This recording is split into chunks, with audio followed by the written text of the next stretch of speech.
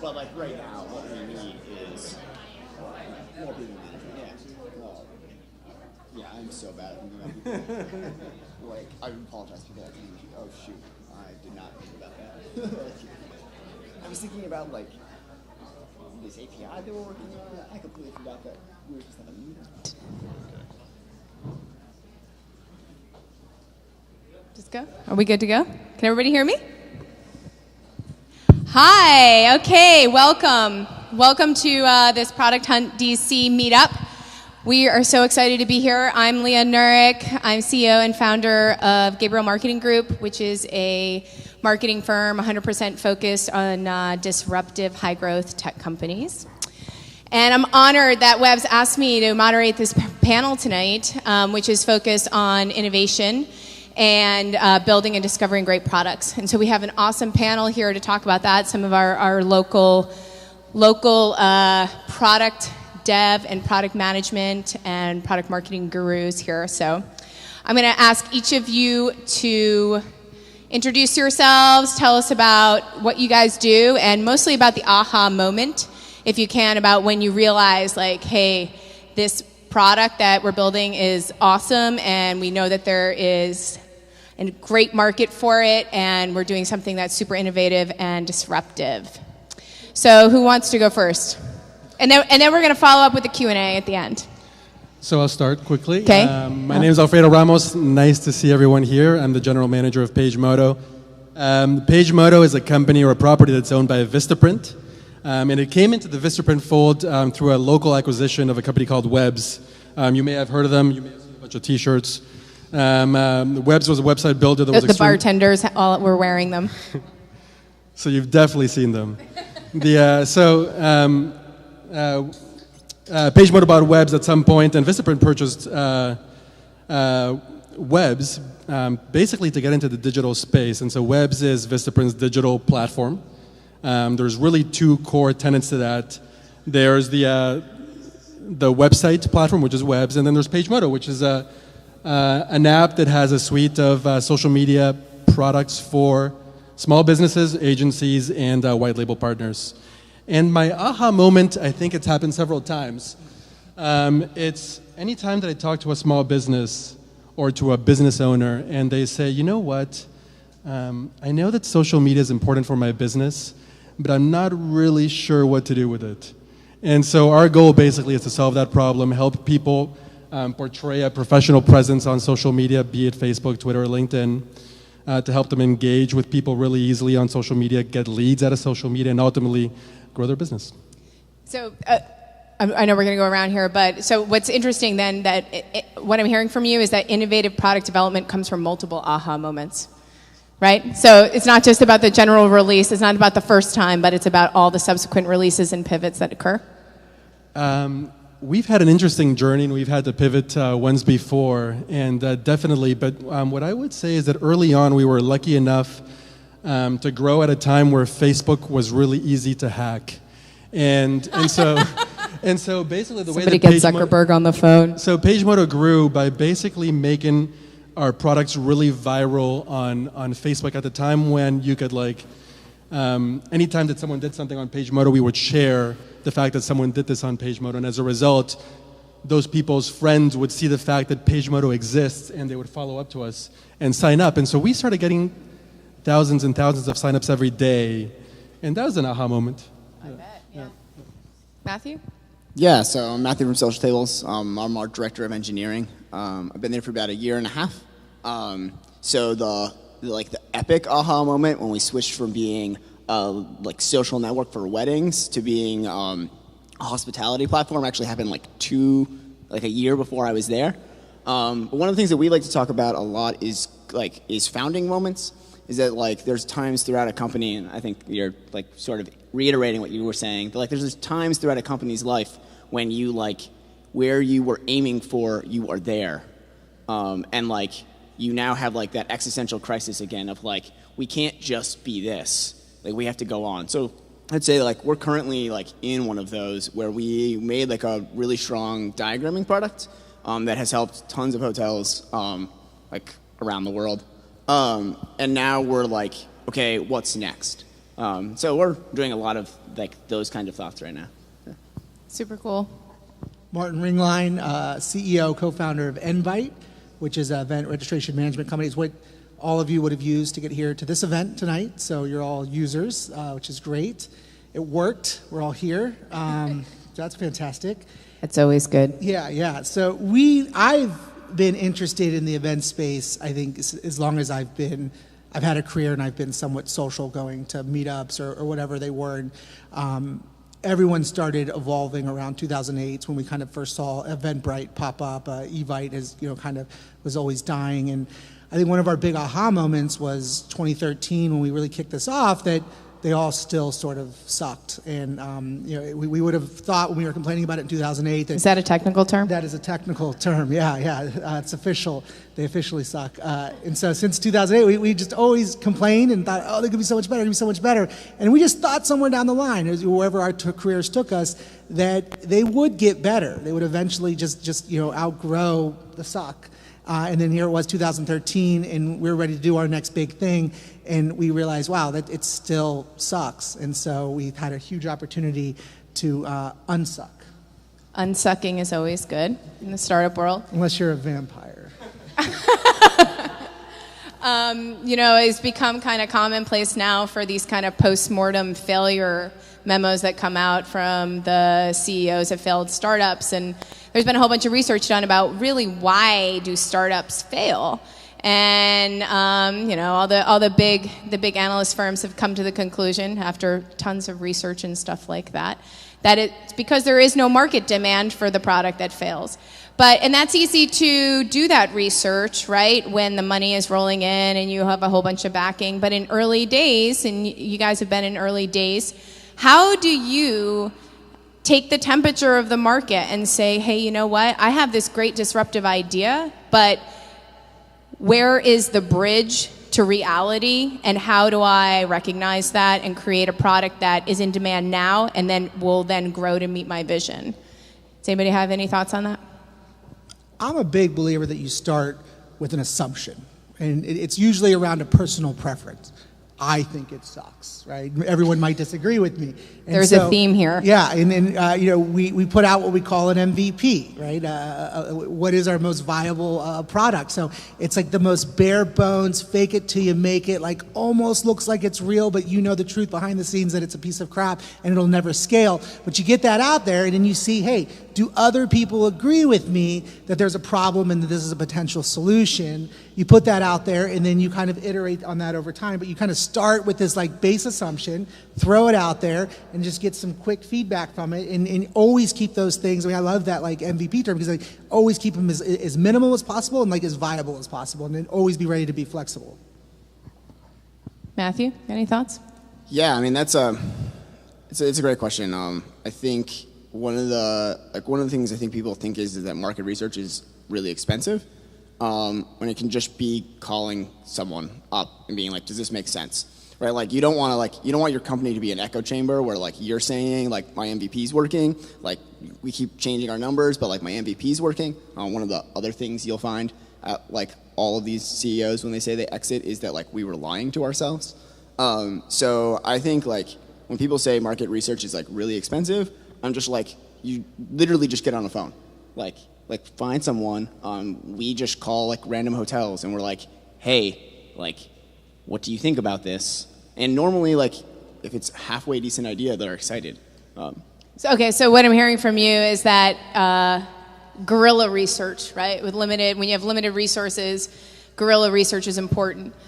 So I would also, just to follow up on that, both of what you guys said, is that it's a gut vibe, right, from what you see. And so sometimes the public has a certain feeling about a product when it first comes out, and you have to educate the space and the users of the product in order to move them to a point where they think that it becomes mainstream or that they want to adopt it. And on or that, no.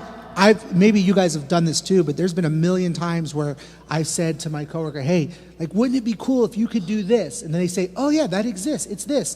But then I never use that to solve the problem that I thought needed to be solved. It's like, oh yeah, I guess that's why that kind of like, that never became a business, never became a thing, because I thought it needed to be solved, but the reality is even when someone did solve it, they put it there and put it in front of me, I still didn't use it. I went on doing the bad way of doing it, and so that happens all the time. Okay, and workarounds are key, right? Like, hasn't it ever happened to you that you've got this gut vibe and you feel like you've got this amazing idea that's going to revolutionize the world, and then you wake up the next morning, you're like, what was I thinking, right? Is that usually after a few beers, or? So what I would say is I like everything that you're saying. MVP, talk to real people, potential customers. There's two things that I like to think about as well. One, it's how big is the market? Or like, is it worth your life? I mean, when you get into this thing, you're going to put so much of your waking energy. So is it worth you doing that for the next 2 or 3 years? And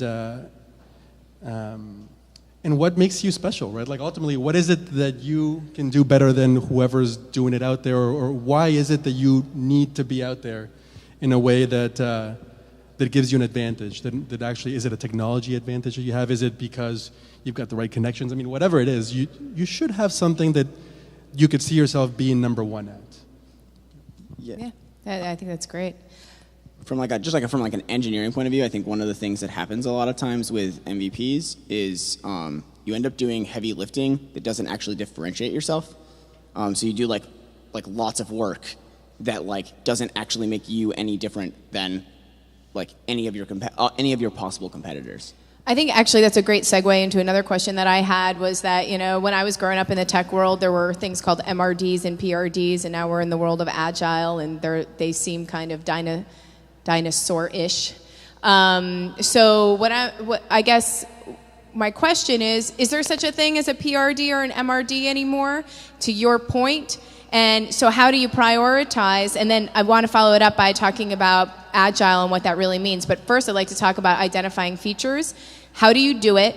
And how do you stop your team from focusing on things that really aren't important? How do you create a streamlined flow of product feedback and feature development in an organization that it's a startup with little resources?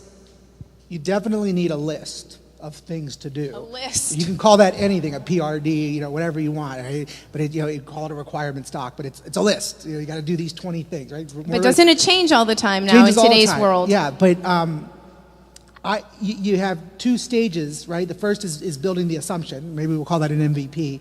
But the next one is sort of to what your point was, where you're starting to look at the customer, right? What's the value? And so, I look at two things. I look at my customer, and I look at my customer's customer, and I think, what do they want? And so I'm a big believer in that you can't just have an arbitrary milestone. You can't say we're pushing this out on December 23rd because we're all going to take off for Christmas and the end of the year through New Year, and then Q1 starts, and I kind of asked my boss, like, oh, when's it due? Oh, it's due December 23rd. And I could see him like, you just made that number up, right? Where's it come from? So there's miscommunication, there's misalignment with like, do I care? Like, oh, this date is arbitrary, so I'm not even going to hit it. So I like to put milestones towards the customer. So we have an actual customer. I'll use my own example. We have an actual customer that's throwing an actual conference, and they're actually going to generate us this much in revenue. And if we don't hit these features that this customer needs, because if they don't get these features, they don't use us. They use the competitor. And if we don't get them, we don't get this revenue. If we don't get this revenue, we don't have this certain number. If we don't get that certain number, we don't look good when we're ready to do the Series A. If we don't look good for the Series A, we run out of money, right? So like it all tails back to like, your job depends on this one moment and this one time, and this becomes critical. So it puts us all in the same boat. It doesn't matter co-founder, employee, W-2, like we're all in it's kind of like survival mode for everybody, but without freaking out about it. But everyone knows. So I guess I would just kind of want to expand that to the rest of the panel and say, I get that, because we don't want to run out of money, and we want to meet our numbers, and we want to keep our customers happy, so we have evangelists so we can sell more stuff. But at the same time, when you're developing a startup product, a product that is new to the market, maybe it's disruptive, it's changing the way people communicate or do their work, don't you also have to think about the longer term vision, and you can't be focused on, okay, just this right now?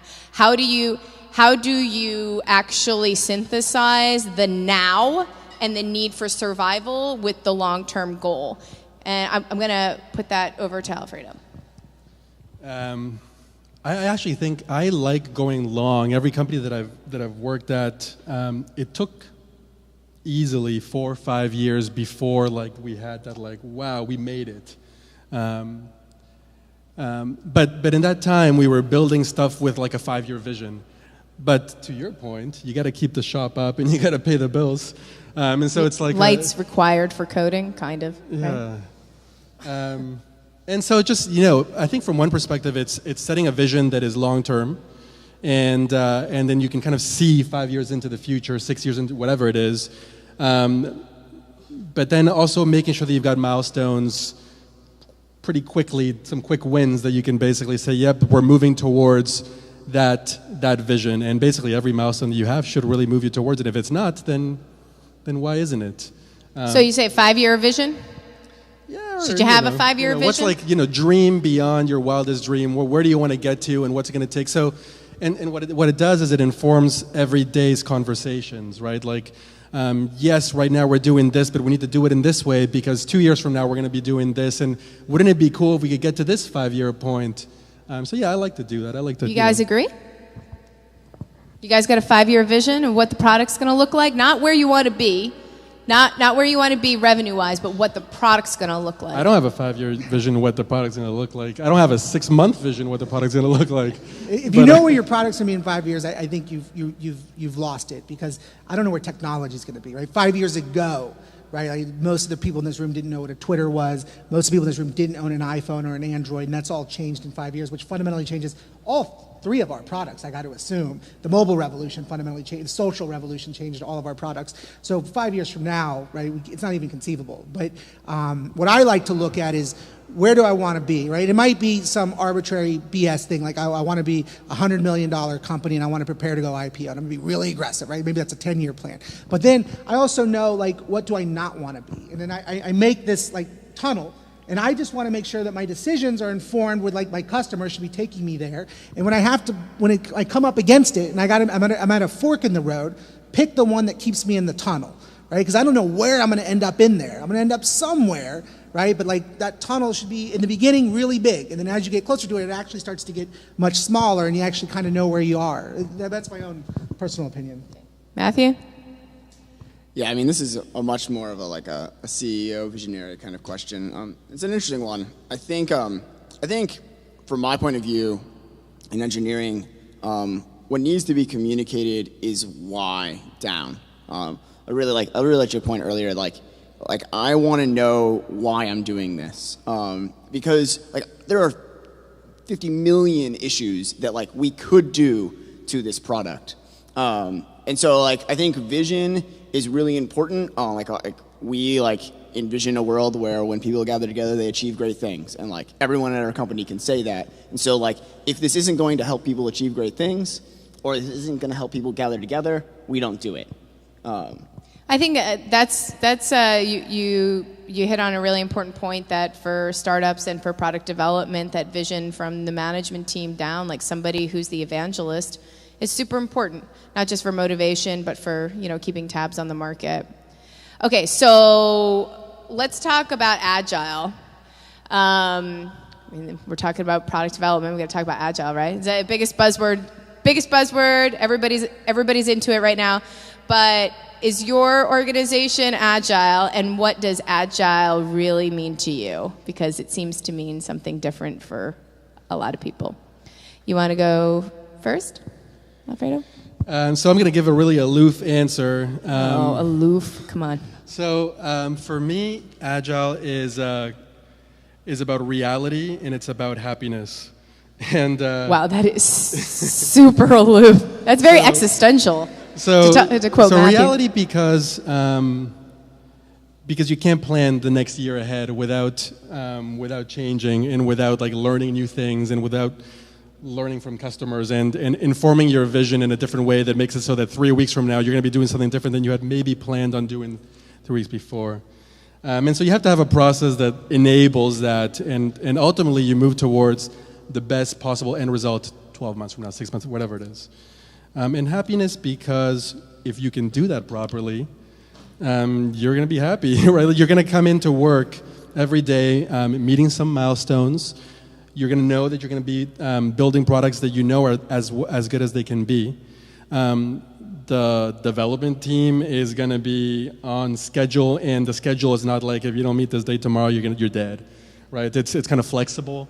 And so, and frankly, like for me, Agile changes with every company, but ultimately, how do you put a process together that allows for innovation, allows for changes, and ultimately just keeps everyone happy? Agile. So I'm an engineer, so this is like my word. I have spent probably the last like 5 months really trying to question why we like love Agile. Not like saying it's a bad idea, but like really like why. I think a lot of books were written about it. I think like we really got on board because it's about like it talks about iteration. And it talks about like MVP and like let's get this done and like let's ship code. And like those are all great things. One of the things that I've seen a lot with Agile is that what it does is it limits that vision. It limits, instead of seeing like we are trying to help people achieve great things, it's we need like this table to be shipped. And like of course we need this table to be shipped. But if like the way that you're communicating in your company is that like this week we need like these 3 features, which is how as an engineer I've often felt Agile does. It really becomes like demoralizing. When you don't ship them, or you feel like too much pressure on you? Like shipping's great. Like shipping is absolutely amazing. But if I'm just shipping things and it's not actually helping anyone, like I'm just writing code. Like I don't work at a startup to like just sit there and type on a keyboard. I work on a startup to like change the world, right? That said, like it doesn't mean that that's what like Agile should do, right? I think that Agile just can do that, and then it really comes down like we've struggled to do Agile as a company. What have your struggles been and why? Why is the Tell us all the secrets. Why is the $1 million question? I think. No, but seriously, let's what are the 3 obstacles, not necessarily from your company, but just from what you know about the world that hold back an agile development environment? I think the number one is communicating vision. In an agile model, it's really hard for the CEO to or for whoever who's controlling the product to communicate why this is happening. They're communicating what needs to happen, which is great. Keep telling us what needs to happen. But if why isn't there, it can struggle. And one of the reasons, in the last couple of months, we've been really focusing on why we are a company. And I think we're improving a lot because of that. Okay, cool. I tend to think that one thing you have to understand is agile, the noun, and agile, the verb. And the noun, well, I hate buzzwords, but I think it's an ironic joke because it's called agile, but it forces you to do it the agile way, and that's not very agile, right? And so I love the verb, obviously, because I think ultimately you have to be open to being flexible, and that is to be agile, I think. And our big thing is that we need to come into work every day with the notion that yesterday we were completely wrong, and that helps us never be, because I think what agile helps do is keep people from being stubborn. It's I've got too much technical debt, or I've got lost leaders, or any of this, we've gone too far down this road, we can't go back. And that's when your product's really going to suffer. That's when you're really going to start to die. So if you can't every day say, whoa, we were wrong, and if you're going to keep going down the wrong path, then you're doomed. And so I think be open to the possibility of being flexible. Flexible versus agile. Very interesting. Okay, so let's talk about some other cool products. Anybody have a distributed workforce? Dev team? Yes. Yes. No. No. Okay. But so this is going to be interesting. So I want to hear about the cool products that you guys use yourselves to communicate, collaborate, and make agile or not what did you say? Not agile, flexible, or make, we're coining something now, flexible development, to make flexible or agile development a reality. I mean, there's a whole bunch of products out there like HipChat, Slack. So we use HipChat, and that used to be cool, and now I feel like Slack's the cool thing to do, and we're stuck with HipChat. But Get off. So agree with you. That's how I feel. What did you say? I said I so agree. That's how we feel. but We HipChat just switched. Yeah. Life changer. Interesting. Life changer. Good to know. Not the first. I'm sorry, Atlassian. So we've got people in Pakistan and India and in Buenos Aires, Argentina, and then in DC and Boston. And certainly things like HipChat or Slack, I imagine as well, have helped us just communicate really well. And it helps also when you've got distributed time zones that everyone makes an effort to work at the same time, which for the people in Pakistan and India is like really annoying. What about you guys? Just real quick on time zones. At my last company, I was running the design team at Twitter, and it was only problematic because there was a San Francisco office, a New York office, and then a UK office. And the UK office is exactly 8 hours difference from San Francisco. So as soon as they end their day, we start our day, right? So if we ever want to talk live, they either have to stay late or we have to come in early, and no one is willing to do either of those two things, especially at a big company. So time zones are like a nightmare, but one of the biggest things I think to get past in remote. So is anybody use Asana? So what do you guys use? So what is the best part about Slack? Like, because I keep hearing this, especially with dev teams. I mean, it's like crucial. Like everybody loves Slack. People want to get off HipChat, whatever it is. Like, what is it that makes it great? I'll just say real quickly, only because I've got a pretty strong stance on remote teams in general. If you're going to have someone remote, even one person, and you want it to work or be successful, I personally believe the only way to do it is that the entire company needs to go remote, even if you're all physically in the same space. And something like Slack, think remote. Right. Well, yeah, because think global kind of thing. Yeah, because what happens is that I'm going to be like, hey man, can we just go for a coffee real quick and talk about something? Everyone in the other team lost that. Or I'm just going to roll over to your desk and say, hey, I got a great idea. Everyone in the remote team lost that because everyone else in our team was listening in. So they got it, even though it was just the two of us talking. So if you really want it to work, you have to treat everyone, even in your physical office, as though they're remote. And I tend to think Slack or HipChat helps us do that. So it's really ironic because our guy in New York, we do stand-ups every morning. And one day he couldn't make it. And so we all do Google Hangout, which integrates into Slack, which is fantastic. And we're all doing it. We're all having this huge debate, but he's not in it because he has a dentist appointment. And at some point, I just kind of stand up and say, you know, we could just do this right now. But we had so integrated ourselves into acting remote that we forget even within ourselves that oh yeah, the reason we're being remote is actually at a dentist appointment right now, which I think is the most successful way to be remote, which Slack helps. Yeah, I mean, so I used to say distributed, and I intentionally said no. We do have remote employees. And I would say that. Okay, so what's the distinction that you're making? The distinction is that right there. If you are doing your communication by turning around and saying, hey, you want to go get coffee? You are not a distributed team. So I lived in Swaziland, Southern Africa, for 4 months at Social Tables. And it was amazingly difficult at times to just to communicate because I ask my coworker some question, but they're not thinking about chat. They're it's secondary. And they start answering the question and they have a follow-up question that's not just me, it's me and another one of us on the team. And so they turn around and they're like, hey Rami, blah blah blah blah blah blah, and suddenly you're no longer in the conversation. So if you're going to do people outside of your office, and we're working on this, but if you're going to do people outside of your office, you have to be distributed. You can't just have remote employees,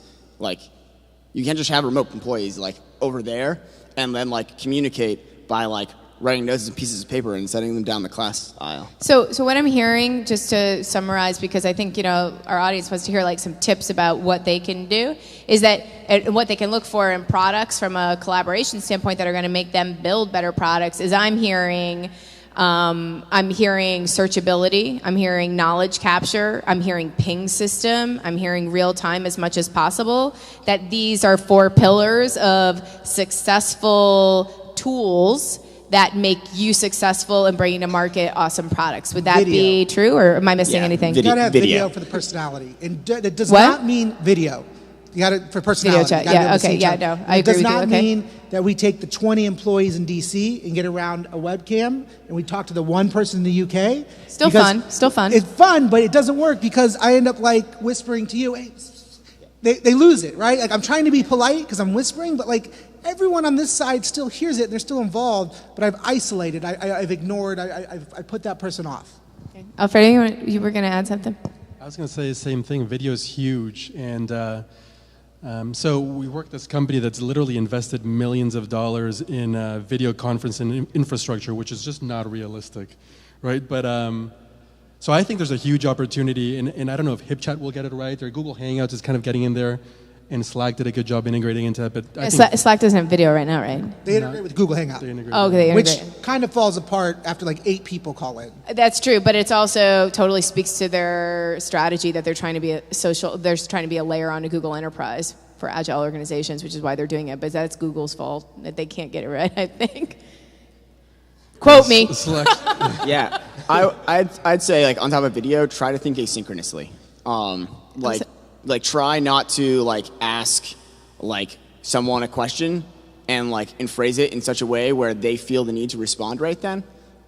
Because like if that's how you're thinking, then like you're not thinking about that person in India or that person in Swaziland, and like you're not thinking in the way of like, hey, I don't need this now. Like I'll need this when you get to it. So like messaging and messaging. Yeah, like when you're chatting, So what about don't ask like searchable? now Like how does that questions. work? Actually, I don't know, and I'm curious for those of you guys who like, because it seems like you guys seriously think that video is super important, but it's not searchable, right? So how do you collect? How do you get over the knowledge hump of capturing knowledge with that? I like to take notes, and someone on our Take team, notes, yeah, okay. and No, send that an works. email But it's not afterwards. searchable, right? Yeah, I'm but not I don't. missing something I don't here. necessarily think our videos need to be archivable. I think a lot of it is culture building. Like I need to physically see you. It helps create the bond because it's out of sight, out of mind, and that happens. Yeah, with human we're beings. remote too. I get you. Like we're on video chat with our West Coast office and our clients like so often. So I'm going to ask you a one-word answer. Okay, you can only respond with one word. Who leads in your organization, engineering or marketing? Customer. I like that. That Customer. wasn't an option. Sales then. Customer, but not sales. You have to do it. Well, I mean, so I would say customer too. It's the Peer right pressure. answer. But Gold stars for everybody. if I It had was to a choose trick. between engineering and marketing, I would say that engineering in a tech company tends to have a lot of input into what ultimately gets built, and marketing needs to make it personable and approachable and ready for the market. So the reason I ask this question is because I've worked for a lot of software companies. I've seen a lot of software companies and the way they function. And so often the biggest conflict that I see is for bringing to market awesome products is between product management and product marketing. So what I'm curious about is what do you think the success factors are to making product management and product marketing get along to the point where you can actually deliver something awesome? Usually, I find it's a communication problem. Why is the marketing team using a different? Do you recognize that is probably a pervasive problem in Oh, a most huge organizations? problem. Yeah, Huge. okay. I'm a designer. So it's not I just hate me, it. right? Yeah, and they never know where to put me. Am I in the marketing team? Am I in the engineering team? It's a design problem too, but how they communicate. So the big question is just why. Well, usually we're frustrated with each other because I'm perceivably taking the product in a different direction than I am, but we have the same product. So why are you using a different set of words than we're using? And why do I see a different product than you see? And that to me is a company problem, and the bigger thing is a culture problem, and it's because we isolate them. And so I think either the solution is to have marketing-oriented engineers or have engineer-oriented marketers, which is hard because that's a talent acquisition problem, and they're rare and they're scarce and they're expensive, but I think they're worth it because of the culture dynamic that falls apart. And it definitely doesn't scale. So at a 1,000-person company, you're going to have this problem, and I don't know how you fight it.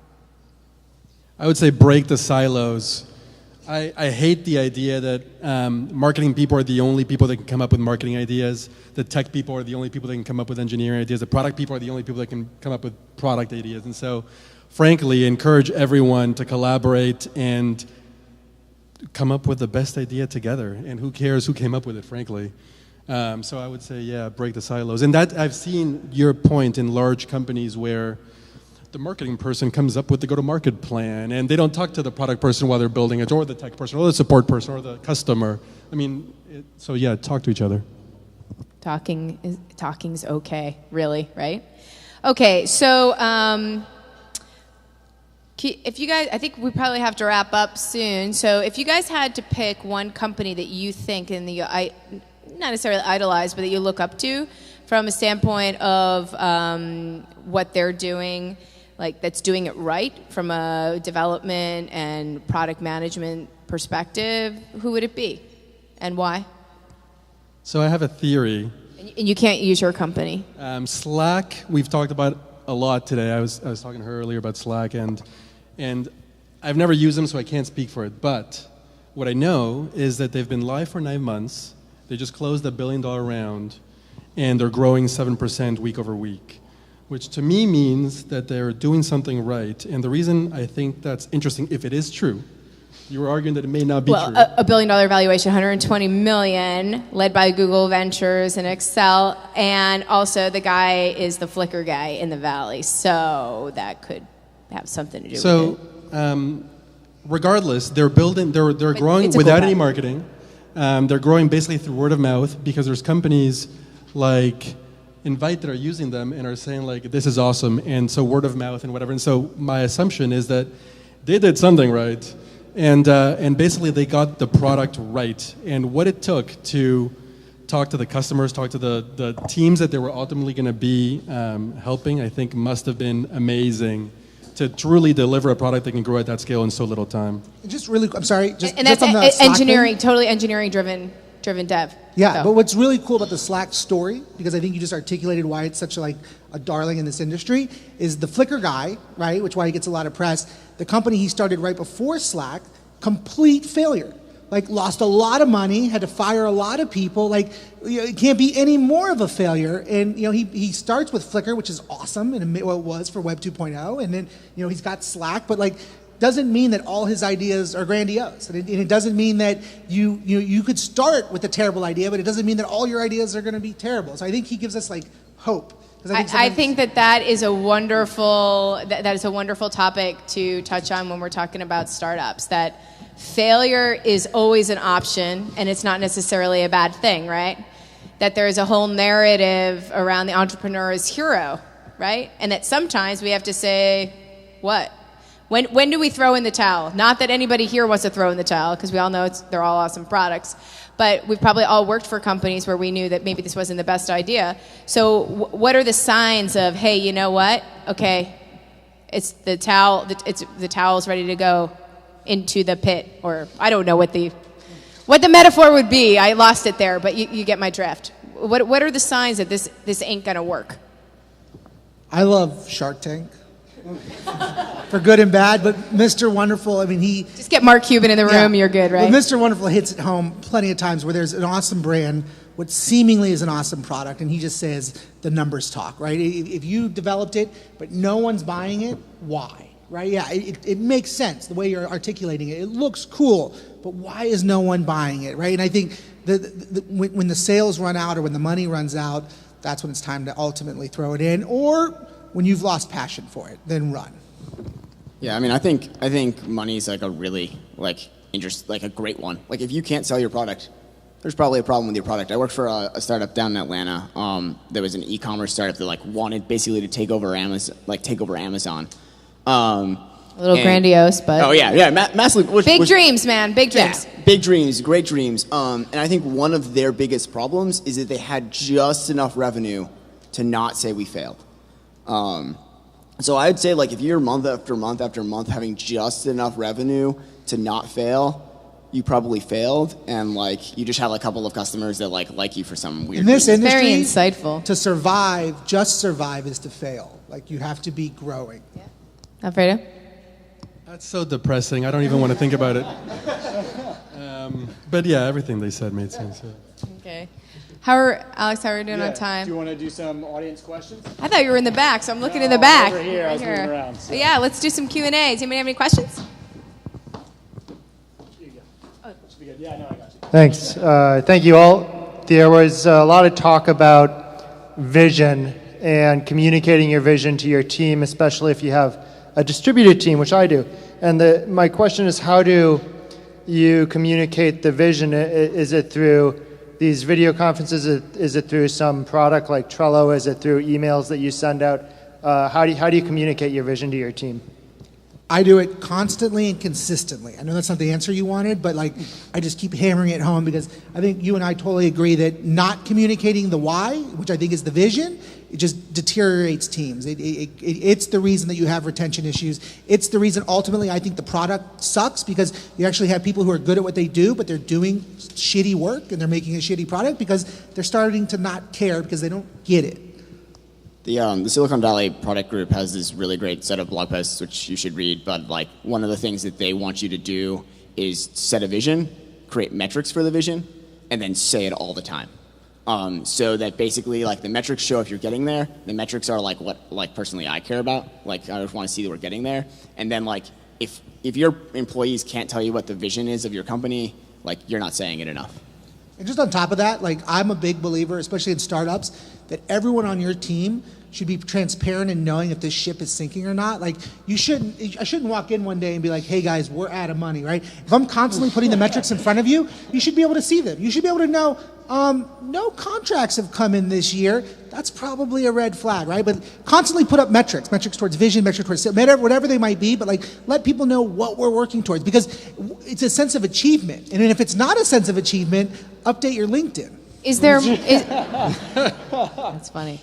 Is it more difficult though when folks aren't committed as full-time employees and they're completely remote? I'm guessing that maybe some of them are contract from your question. I think just the remote thing makes it more difficult. Like they may be very committed, but so much of the conversations that happen by the water cooler, by the hallway, or like just randomly, it's hard to do remote. And I would say that's been very tough always, and so constantly I think is important.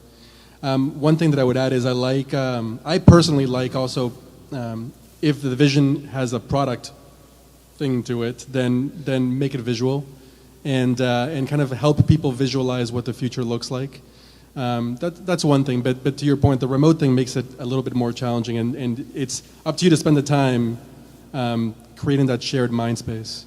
We recently put together like an infographic of our vision that mapped to each one of our products. So we when people gather together, they achieve great things. And so each product that we're working on is not tied to a word, but tied to a phrase in the sentence. And so I can look at it and be like, yes, this product helps people gather. This product helps people achieve great things.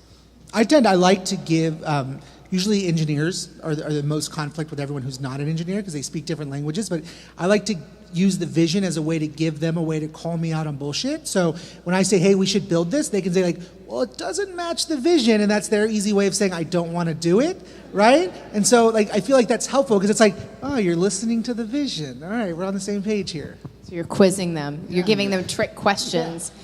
That must be very good for employee empowerment. Well, because sometimes I just think out loud, right? So whatever I said was probably a terrible idea, but I just had to say it out loud to know it was. I'm just joking with But you. I need the engineer to be that doesn't meet the vision. Okay. Next question. Anybody have any more questions? No? I have one more question. Is that okay?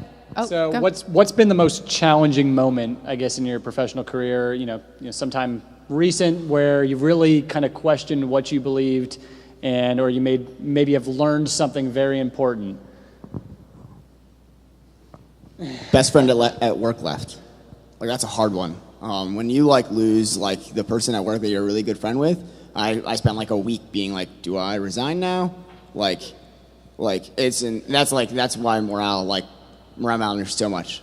Because when one person leaves, you just it is somebody at work's best friend. It can be epidemic, which is can be really bad. Mine's kind of a cop-out answer, but previous to this, I was working in the federal government for a hot second, and that's a morale killer. And just a tech Dragging you down. It almost makes me want to like leave tech for a second until I realize there's like a whole nother world outside of it. I've had two moments. One of them was when not one person left, but like 80% of the company was laid off. That was challenging. And sticking through that was challenging. And there was and we completed our vision, and we sold, and it was nice. And it was fulfilling in the end, but it was tough when it was happening. And another thing that's happened is industry changed without getting into details, and all of a sudden this hot product that we had was less valuable. And you kind of look at it from the outside, and you're like, oh my God, this is going to be tough. And then sticking with it, basically, and saying, okay, well, this is how we're going to pivot. And sticking with the pivot, and then watching the pivot work was also very nice. There's a book called The Hard Things About Hard Things, and you should read it. Okay, so maybe we should wrap it up and move on to, we're going to have a live Google Hangout. Hopefully not more than 6 people will join, to your point. So we're actually going to bring up Kendrick, but first let's, I guess, give a round of applause for all the panelists who joined us tonight.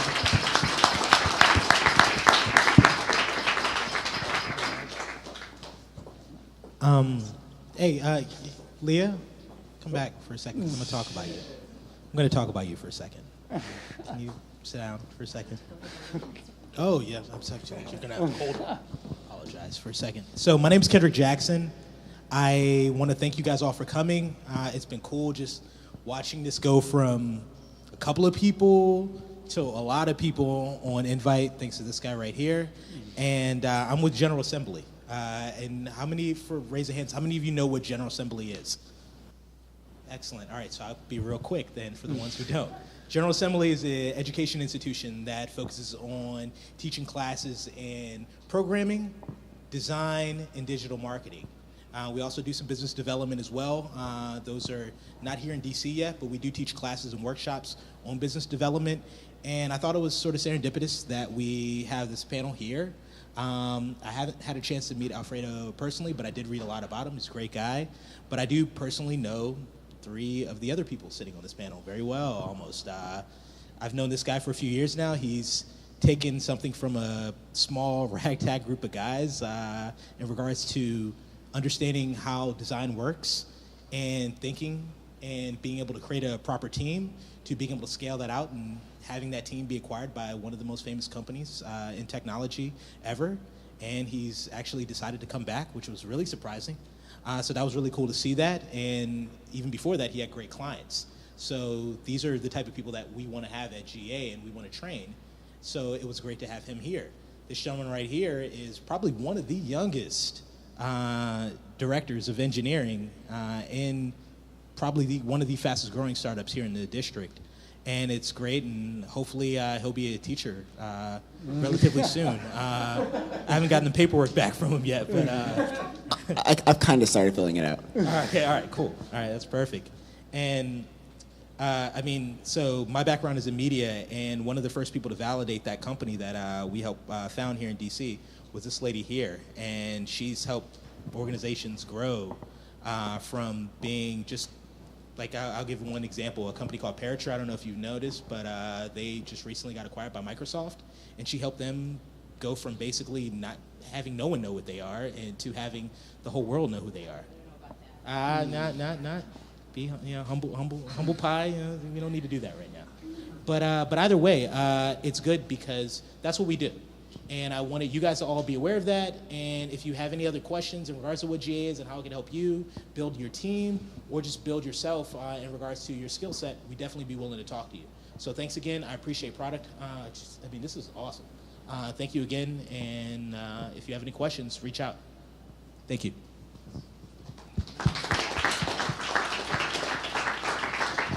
All right, so we're going to take a quick 5 to 10 minute break, grab another drink, and while we connect with Product Hunt and get them on the Google Hangout. So quick 5 to 10 minutes and then come right back here. Nice. Yeah, it's good, man. No, it's awesome. Yeah, no, great job.